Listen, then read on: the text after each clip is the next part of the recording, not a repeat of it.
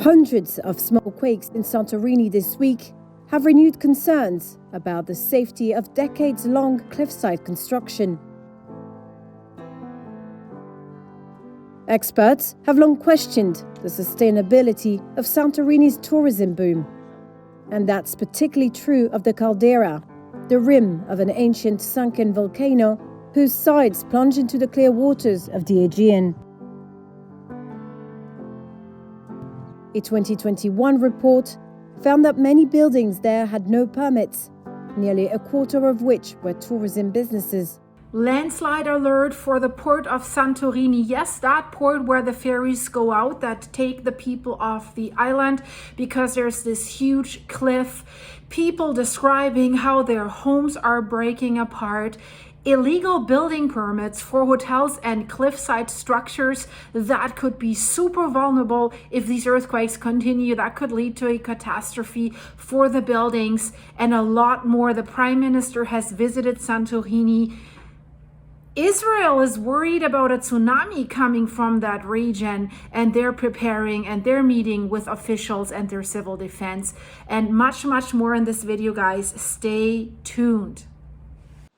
Eftimios Lekas is an expert in dynamic tectonic and applied geology. Those that have occupied the caldera and built on morphological discontinuities, those buildings are particularly vulnerable, so we cannot foresee the behavior of those buildings. A local businesswoman describes, quote, "The noise from the earthquake, the sounds of other people's homes breaking apart, it is unbearable. Even in my house, it's becoming overwhelming. I've felt tired day after day with no end in sight, but I haven't felt fear. I can't leave my home and I can't leave the people who've stayed behind." Wow, that is heartbreaking. But this resilience is nothing new with these great people that live there. People have withstood both like social change. About like 3.5 million people visit this island. So they're talking about, is this tourist boom too much for Santorini? Is the building boom too much? This is a crater. This is a volcano. This is not stable rock. That whole thing. On this island, there's also older people, people with disabilities. Many struggle to get around, and their homes are not easy to reach. They're hard to reach. And the authorities are saying if a major earthquake hits, they do know where they live. And the mayor says, I'll get to them as fast as I can alongside with the firefighters. Awesome. Local volunteers are patrolling the island, actually, ensuring that abandoned properties are not being looted, and they're also helping anyone in need. So kudos to these guys. They say, we're proud of our island. They just hope everything works out and that this ordeal ends soon. We'll be happy when the visitors come back to us. So there's two sides about the government support. The government support, the response of the state has been swift with measures taken to address the crisis. But beneath that gratitude that the people have for the government's intervention, there's a quiet bitterness that people are developing, because many islanders are saying that years ago, for years, they have been asking for better infrastructure and for better support, and that went unheard. They said, for years, we've been asking for a better port, for example, something to help us manage the growing number of tourists. And also they're saying we need help preserving the island's identity, the unique environment, the seismic and the volcanic forces that shape it. So they're saying we're grateful for the tourists, but we also need to protect what makes Santorini special. And you know, tourism has definitely become the livelihood of Santorini's economy. And the whole island also contributes to 2.5% of Greece's GDP. That's roughly approximately 5.9 billion euros each year. I have reported yesterday that a professor has also said The foundations of many of these buildings that are cliffside and also not cliffside, but the ones that are cliffside, that's the biggest problem. The foundations are not done right, not according to code, and many don't even have building permits.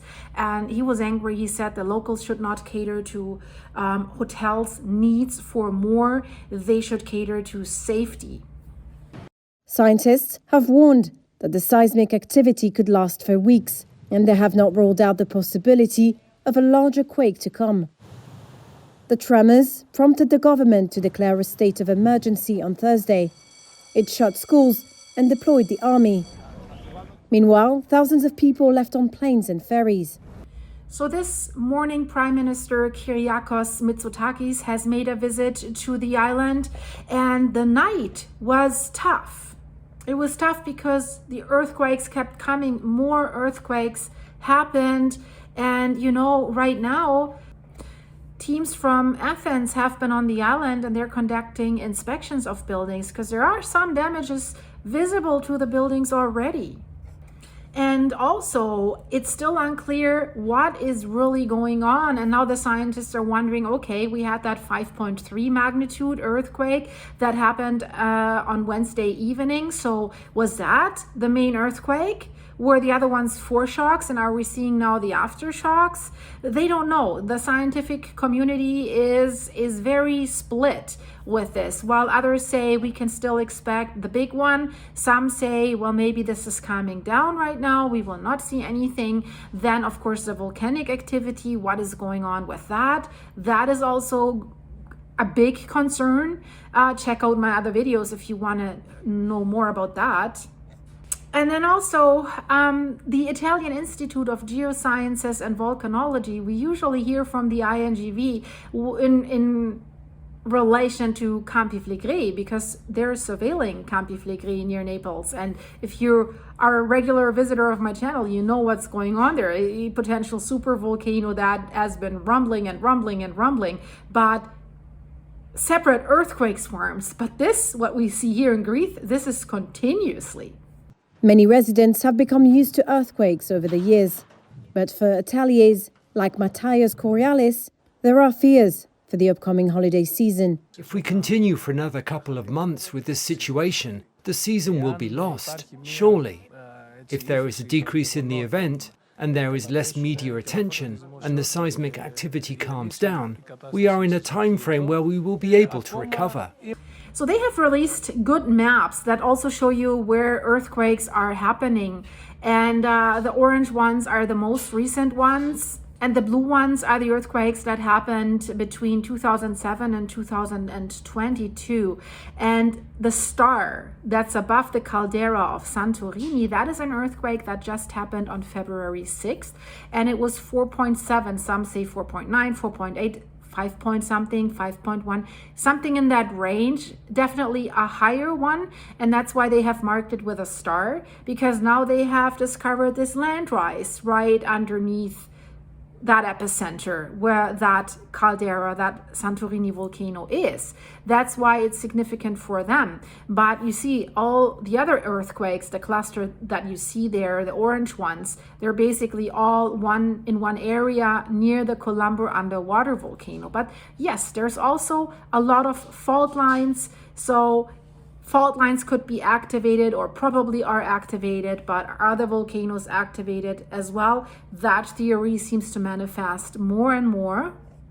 They also show us a chart here with the magnitudes of the earthquakes and with the number of the earthquakes that shows you how it has increased basically from January 26th until this is only February 5th, but it's been going on badly on the 6th and also on the 7th, and I'll show you that right away. But you can see it starts out with the lines and the dots, and then basically once you go into February, it's just one light blue area and one blue dot area. It's a real cluster. And also the cumulative curve that you see below it shows you the increase in size and in numbers of these earthquakes. Millions visit Santorini's whitewashed cobbled streets and blue-domed buildings each year.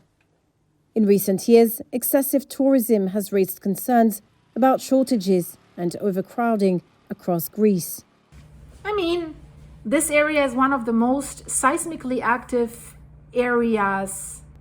So this area is in the Hellenic Volcanic Arc region, and especially this affected area that we see here is one of the most seismically active areas of that Hellenic Arc. So we see that these current events basically occur along that Santorini Amorgos fault zone, and it's known for its ability to generate high magnitude earthquakes. That's why everyone is so worried that there could be another 7.7, 7 point whatever earthquake. But not to forget the volcanoes. But the most destructive earthquake, and you see this on this map, and that's why I think this map is very interesting, has occurred on July 9th in 1956 with a magnitude, some say 7.1, some say 7.7, 7.5, but it was strong. And you see this, the red square shows it where it was, 1956, and then it was followed by a strong aftershock as well, a 6.9, and you also see the 6.9. That is the orange square, and that is close to Santorini. And then you see the star again, the white star. That's a current earthquake. That's another 4.9 that happened on February 2nd. So kind of same areas again, and then it shows more historic earthquakes in the orange and in the yellow squares, 1866, 1934. But interesting is the location of the big one, 1956, because that's where also the current earthquake swarm seems to have started to shift within the last 2 days. And then if you look at that map, you see the star again, you see that 4.9 earthquake from February 2nd, and then it shows us all the fault lines that are there. And also the INGV says the evolution of the current seismic swarm is uncertain.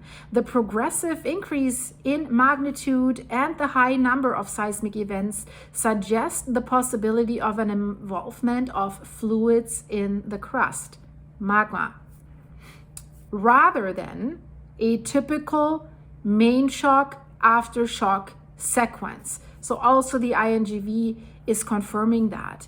They say similar swarms have been observed, of course, in the region in the past. Some have exhausted themselves without triggering events of greater magnitude. But this swarm is way more unusual than the ones in the past, we have to say that. And other swarms in the past have preceded stronger earthquakes. So that's not off the table. So when we look at the 1956 earthquake, that has even caused a small eruption right in that area where we see the land rise right now in Santorini. That has destroyed over 3,000 homes. I think a third of all the homes of Santorini, has unalived over 50 people and animals. And it was really, really bad. Authorities announced landslide warnings for 5 areas, including Santorini's main port. They also cordoned off areas along the caldera, where the Environment Ministry had halted construction in November. And also here you see the Amorgos fault line here. That was responsible for that 1956 earthquake. Of course, we have tectonic deformation. That's why scientists sometimes say, or people say, well, if there's a land rise or a subsidence, that could be because there is a subduction zone in that area where 2 tectonic plates are sliding underneath each other. That could lift something up if there's an earthquake or if there's tension building up, because we have the subduction of the Eastern Mediterranean plate beneath Greece along the Hellenic Trench, basically. So if you look at that map here, what you see, that area where the black arrow is, that's the volcanic Hellenic Arc, and you see also the red triangles, that's volcanoes there. So this is the volcanic Hellenic Arc that we're talking about. And basically, if we look at Anatolia, that's that light brown region there that you see. There's a westward extrusion of Anatolia, and this is happening because the Africa, Arabia, Eurasia collision of these tectonic plates, and then the Hellenic subduction and the rollback of the Hellenic arc. So what you see in turquoise here, that's the Aegean Sea. It undergoes a rapid extension in a northwest-southeast direction and presumably driven by a retreat of the plate. So what are these black arrows? So the rollback of the subducting plate causes significant crustal extension, which is accommodated mainly in the Santorini Amorgos region. And GPS data indicate an extension rate of about tiny 4 millimeters per year. And if we look at that map, it shows the seismic hazard model for Greece. Basically, it shows the probability of a peak acceleration for a period of 475 years.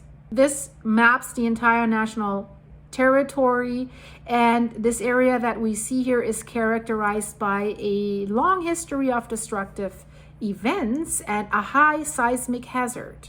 So there's active tectonic plates, the presence of submarine faults, and that alone causes a huge risk for large magnitude earthquakes. And then that could have potential impacts on coastal regions and local infrastructure, because the likelihood that there is the possibility of a tsunami, seabed instability, like associated with submarine landslides that cause these tsunamis, then seismic induced landslides at the surface that could slide into the sea or cause a lot of damage. All that together creates a high vulnerability for that region. And then don't forget the volcanoes, right? That comes in addition to all that problem already. And already there have been landslides that happened in Santorini at the moment. And they have given out the warning that there's more to come. The current seismic activity is located about 20 to 40 kilometers northeast of the famous Santorini caldera volcano, and that is the site of several historic eruptions, right? We know that.